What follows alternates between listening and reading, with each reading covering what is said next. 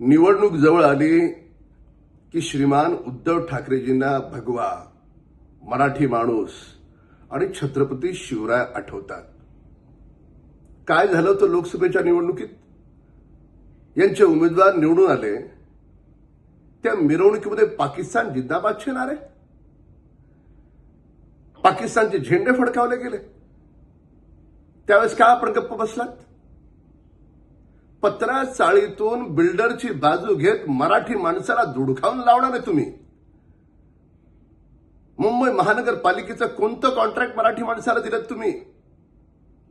राज्यसभेची खासदारकी आली, कधी आठवला मराठी माणूस?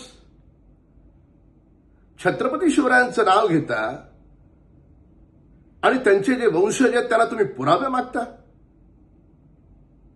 औरंगजेबाच्या कबरीचं उदो उदो करणाऱ्यांच्या मांडीवर जाऊन बसणार आहे तुम्ही. आणि निवडणूक जवळ आली की लगेच छत्रपती शिवराय. वा रे वा. मुंबईला आणि महाराष्ट्राच्या जनतेला पूर्ण ठाऊक आहे की काहीतरी कारण असेल की सर्व आमदार, खासदार, मंत्री यांना सोडून गेले.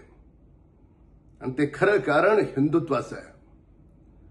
म्हणून तुम्ही कितीही मराठी माणूस, कितीही भगवा, कितीही छत्रपती शिवरायांचं नाव घ्या, उबाटाला ही महाराष्ट्राची जनता या निवडणुकीत धडा शिकवेल आणि शिकवेलच.